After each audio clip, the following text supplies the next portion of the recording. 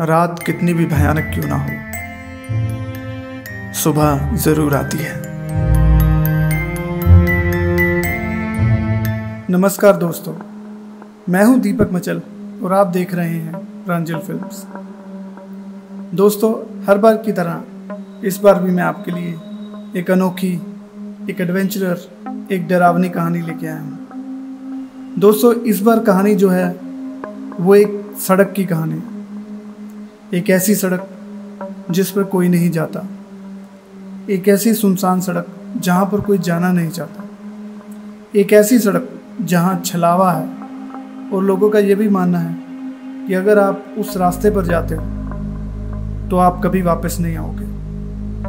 अगर आप उस रास्ते पर एक बार चल दिए तो वहाँ से आने का कोई रास्ता नहीं। और हाँ दोस्तों, कहानी की शुरुआत करने से पहले अगर आप लोगों ने मेरा चैनल अभी तक सब्सक्राइब नहीं किया तो उसे सब्सक्राइब कर लीजिए, ताकि मैं आपके लिए और भी नई नई कहानियाँ लेके आता रहूँ। तो कहानी की तरफ बढ़ते हैं। रमेश एक मल्टीनेशनल कंपनी में काम करता है। अक्सर उसकी जॉब नाइट शिफ्ट में ही होती है। वैसे तो उसकी जॉब शफल होती रहती है, लेकिन एक हफ्ते से उसकी शिफ्ट नाइट ही चल रही थी। तकरीबन 10 बजे वो घर से निकलता था और 11 बजे जॉब पे पहुंचता था। लेकिन आज उसके साथ जो होने वाला था वो सुनकर आप भी दहल जाओगे। हमेशा की तरह रमेश घर से बाहर आकर अपनी गाड़ी में बैठा और अपनी गाड़ी के चारों शीशे ऊपर चढ़ा दिए। वो इसलिए क्योंकि जिस रास्ते से वो गुजरता था वो थोड़ा थोड़ा जंगल का रास्ता था। तकरीबन 3-4 किलोमीटर उसको जंगल का रास्ता क्रॉस करना पड़ता था। उसके बाद बाकी का रास्ता सही था। तो रमेश ने अपनी गाड़ी स्टार्ट की और चल दिया। जैसे ही रमेश उस आधे रास्ते की तरफ पहुंचा जहां से जंगल शुरू होता है, उसे दूर कहीं भेड़िए की आवाज़ सुनाई दी। उसे लगा कि यहाँ पर जंगली जानवर ज़्यादा बढ़ गए हैं, तो उसने गाड़ी को तेज़ चलाने का निर्णय लिया। उसने अपनी गाड़ी तेज़ चलानी शुरू कर दी। ज्यों-ज्यों गाड़ी तेज़ चल रही थी वैसे ही वो आवाज़ बढ़ती जा रही थी, मानो भेड़ियों का पूरा झुंड उसके पीछे पड़ा हुआ है। रमेश ने गाड़ी की रफ्तार और तेज कर दी। तभी अचानक उसको ऐसा लगा कि उसकी गाड़ी की जो छत है उस पर कुछ गिरा है या फिर उस पर कोई कूदा है। इससे रमेश और डर गया। उसे लगा कि शायद भेड़ियों का झुंड जो था उसमें से किसी एक भेड़िए ने गाड़ी पर छलांग लगाने की कोशिश करी। लेकिन कुछ ही देर में भेड़ियों की जो आवाज़ आती थी वो एकदम से शांत हो गई। अब कोई भी आवाज़ नहीं थी, सन्नाटा था।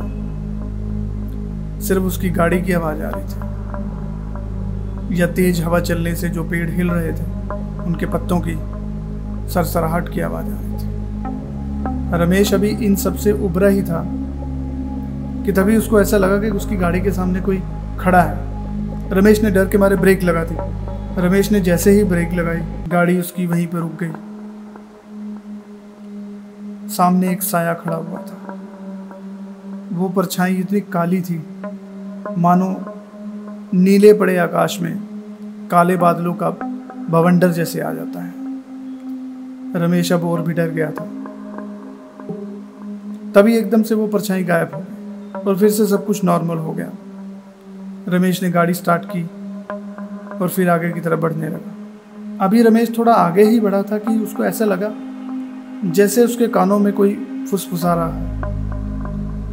रमेश ने एकदम से पीछे मुड़कर देखा, लेकिन गाड़ी में उसके अलावा कोई और तो था ही नहीं। रमेश ने अपने बैक मिरर में देखा, तब भी उसे कुछ दिखाई नहीं दिया। उसे लगा शायद मेरा कोई वहम होगा। तभी एकदम से उसके कानों में वही फुसफुसाहट सुनाई दी, रमेश,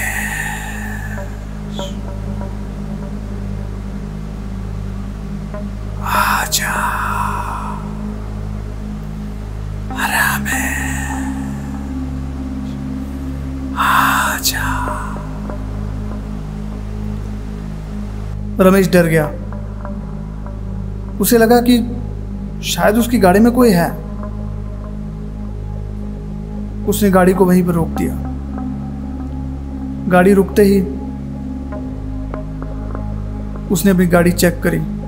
गाड़ी के अंदर कुछ भी नहीं था। ना कोई पिछली सीट पे, ना कोई आगे वाली सीट पे, ना ही कोई बाहर खड़ा था। रमेश अब पूरी तरह से डर गया था और जो 2-3 किलोमीटर का उसका रास्ता था वो भी अभी तक ख़त्म नहीं हो रहा था। वो हैरानी में पड़ गया कि जहाँ मैं रोज़ यहाँ से गुजरता हूँ तो मैं जल्दी ये रास्ता क्रॉस कर लेता हूँ, लेकिन आज ये रास्ता ख़त्म क्यों नहीं हो रहा है। वो हैरान हो गया। तभी फिर से उसके कानों में एक आवाज़ आई,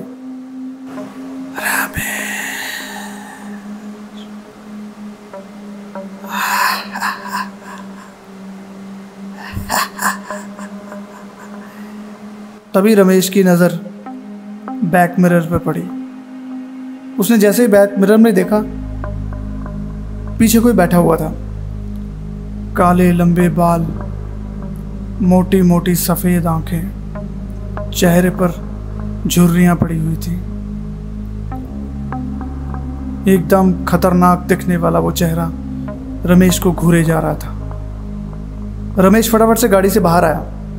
गाड़ी से बाहर आते ही उसने देखा कि पीछे कोई भी नहीं बैठा था। अब रमेश और भी डर गया था। रमेश को लगा कि आज उसका मरना तय है। उसको लगा कि उसके पीछे कोई काली शक्ति, कोई भूत, कोई चुड़ैल उसके पीछे पड़ गई है। अब वो नहीं बचेगा। तभी रमेश ने अपनी पॉकेट में से फ़ोन निकाला और उसमें धार्मिक भजन चला दिया। वो भगवान का नाम लेता हुआ गाड़ी में बैठ गया। धीरे से उसने गाड़ी को स्टार्ट किया। गाड़ी को स्टार्ट करके वो आगे की तरफ बढ़ गया। धीरे धीरे धीरे वो बढ़ता गया। अब उसने बैक मिरर में देखा, कोई भी गाड़ी के पीछे नहीं बैठा था। लेकिन जैसे ही उसने पीछे रोड पर देखा, वही काली परछाई रोड पर खड़ी हुई थी और उसकी तरफ हाथ करके उसको बुला रही थी। लेकिन रमेश ने गाड़ी की स्पीड और बढ़ा दी और फटाफट वो रास्ता भी ख़त्म हो गया। ऑफिस पहुंचकर रमेश ने ये बात अपने दोस्त को बताई और तब से रमेश ने अपनी जो रास्ता था वो बदल दिया। वो किसी और रास्ते से आने लग गया और उसने अपनी शिफ्ट भी चेंज कर ली। अब वो डे की शिफ्ट लगाने लग गया था। लेकिन आज भी वो ये लम्हा सोचता है तो उसकी रूह तक कांप जाती है। तो दोस्तों, ये कहानी थी रमेश की। अगर आपके साथ भी ऐसी कोई घटना घटी है या आपको ऐसा कुछ महसूस हुआ है तो आप हमें कमेंट बॉक्स में अपनी स्टोरी भेज सकते हैं या मुझे ईमेल भी कर सकते हैं। मैं आपकी वो कहानी अपने चैनल के माध्यम से दिखाऊंगा। और हाँ दोस्तों, अगर आपने मेरा चैनल अभी तक सब्सक्राइब नहीं किया तो प्लीज़ उसको सब्सक्राइब कर लीजिए ताकि मेरा हौसला बढ़े और मैं और कहानियाँ आप सबके लिए लेके आता रहूँ। अब मुझे यानी कि दीपक मचल को दीजिए इजाज़त। शब खैर।